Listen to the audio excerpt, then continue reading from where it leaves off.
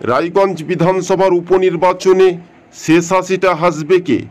আজকের exit pole কি বলছে বা বুথভিত্তিক সমীক্ষার ইঙ্গিতেও দেখা যাচ্ছে যে বিজেপি ও তৃণমূলের মধ্যে লড়াই, অন্যদিকে কংগ্রেসের প্রার্থী জোট টক্কর লড়াই করলেও শেষ পর্যন্ত ছাপ্পা ভোটের অভিযোগ তুলেছেন বাম জোটের প্রার্থী মহিষ সেনগুপ্ত। তবে সঠিক মর্যাদা দিয়ে কিন্তু উপনির্বাচনের ভোট হয়নি।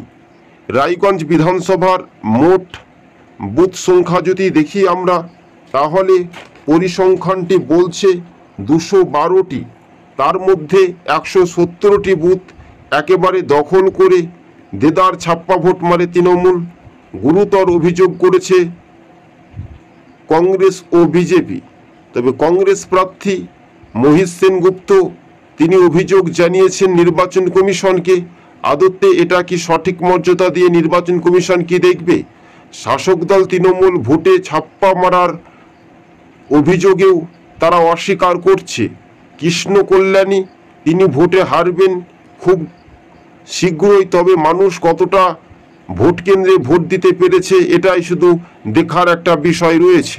তবে বিজেপির প্রার্থী মানস কুমার ঘোষের একেবারে উদ্দীপনায় জেতার চান্স ছিল, তবে শেষ পর্যন্ত শেষ হাসিটা হাসবে কে এটাই এখন দেখার বিষয়। তবে বাংলাতে ভোট চুরি হয়, ছাপ্পা ভোট হয়, কিন্তু দখলদারি রাজনীতি হয়, কিন্তু স্পষ্টভাবে গণতন্ত্র কবে ফিরবে? সংসদ ভবনে কি প্রতিটি রাজনৈতিক দলের, শাসক বনাম বিরোধী দলের সাংসদরা কি তুলে ধরবে? কৃষ্ণ কল্যাণী ছাপ্পা ভোট মেরে কি শেষ হাসিটা হাসাবে? এমনটাই বিজেপি, কংগ্রেস বা অন্যান্য রাজনৈতিক দলগুলো অভিযোগ করছে। কিন্তু ছাপ্পা ভোট মেরে বেশি দিন ক্ষমতা ধরে রাখতে পারবে না শাসক দল, রাজ্যের তৃণমূল পার্টি তীব্র কটাক্ষ করেছেন বিরোধী রাজনৈতিক দলগুলো।